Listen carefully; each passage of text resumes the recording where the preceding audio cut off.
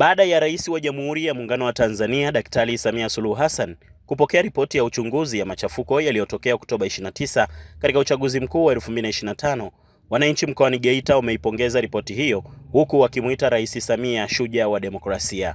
Wakizungumza kwa nyakati tofauti, wananchi hao wamesema alichokifanya Rais Daktari Samia Suluhu Hassan ni ukomavu pamoja na dhamira ya dhati kwa Watanzania katika kuliunganisha taifa, ikiwa ni pamoja na kusisitiza kuwa yeye ni muumini wa Foara. Nipende kuchukua nafasi hii kumshukuru sana Mheshimiwa Rais wa Jamhuri ya Muungano wa Tanzania. Kwa leo ameonyesha ukomavu ambao sasa tumeona kabisa kwamba Mheshimiwa Rais ameonyesha dhamira ya dhati kabisa kwa kuonyesha Watanzania kwamba ana dhamira ya kuliunganisha taifa letu la Jamhuri ya Muungano wa Tanzania. Hasa alipoonyesha akasema yeye ni muumini wa Foara.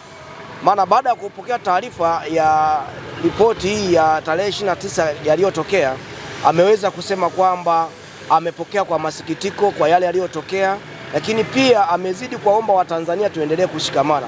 Na mimi kama mwenyekiti waendesha pikipiki na waomba Watanzania tuendelee kushikamana kwa pamoja, kwa sababu yale yaliyotokea tarehe hiyo ya 29 yameonyesha madhara makubwa na yameacha huzuni kwa wale walioondokewa wapendwa wao. Na sisi sasa tunaamua kuunga mkono juhudi za Mheshimiwa Rais kwa kuonekana kwamba ni muumini wa maridhiano. Niwaombe sasa Watanzania ambao wako tayari kwenda kuonyesha maridhiano waende wakakae na wampe imani Mheshimiwa Rais, kwa sababu ameonyesha ukomavu. Na leo tumeona kabisa amepokea kwa machungu na akaona kabisa ni Mtanzania. Kwanza ni tume ya kwanza kuonekana leo inajitokeza hadharani.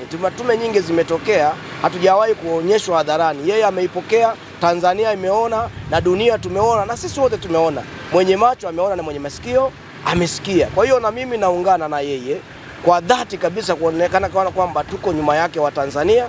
Tutaendelea kumuunga mkono mpaka pale taifa sasa litakapokuwa limefutika makovu haya ambayo yametokea mwaka jana.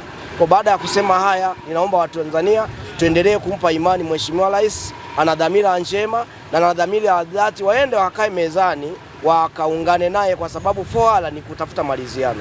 Leo nimeangalia hotuba ya tume ya uchunguzi ya tukio la Oktoba 29. Kiukweli tume hii imekuwa ni tume ya tofauti kabisa. Kwanza tume hii imekuwa ya uwazi, lakini pia wameleta vitu ambavyo ni kweli vilitokea, na ninampongeza Mheshimiwa Rais Daktari Samia Suluhu Hassan. Kiukweli hii tume imekuwa ni ya uwazi, haijawahi kutokea. Maana taarifa ya tume ni haki ya rais, angeweza kuipokea na kukaa nayo akaisoma na akaendelea na taratibu zingine, lakini hii imekuwa ni tofauti kabisa. Tume imekuwa wazi na kitu kimewekwa wazi kabisa, na tumefahamu kwamba watu waliopoteza maisha ni watu 518. Kiukweli rais ametoa pole na pole hizo tumezipokea. Mauaji yametokea, mali za watu zimeharibika, pole hizo tumezipokea.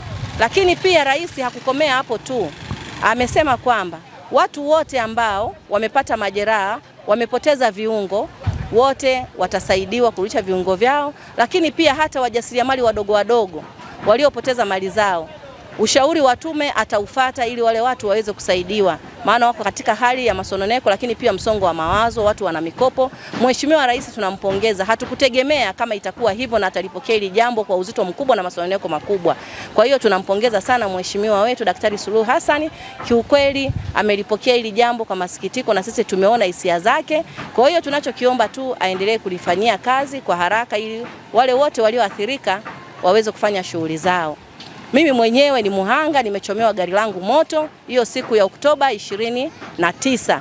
Kiukweli nimeuiwa kuongea kwa sababu nimemsikia Daktari Samia Suluhu Hassan anasema kwamba asilimia kadhaa anaweza akasaidia kulingana na ushauri wa tume. Zile 4R zake kweli tumeziona na amezifanyia kazi. Nashukuru nimeangalia hotuba ya leo ya rais. Kwa kweli kama viongozi wa dini nimekamata hiyo sehemu ambayo amesema viongozi wa dini na sisi tuwe mstari wa mbele kuitangaza amani. Na kweli amani tumejitahidi kuitangaza, lakini tunazidi kuitangaza.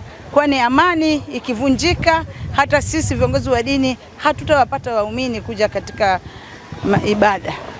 Ndio maana tunazidi kuwasihi Watanzania wote tuendelee kuitangaza amani, kwani amani ni tunu, amani ni kila kitu kwetu. Kitu kingine ninachokigusia, mama anatutia moyo Mama ni jasiri tena kwenye dini yetu ya Kiislamu, kwa sababu amegusa kwenye msafu, akagusa kwenye Biblia.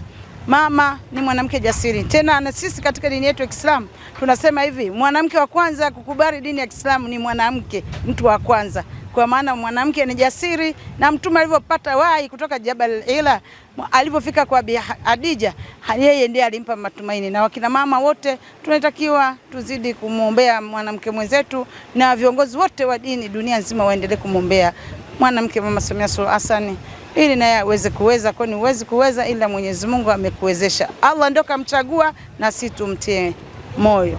Hizi ni ripoti za Ayo TV na Mirada Ayo kutokea mkoani Geita. Mimi ni Baraka Fulgence.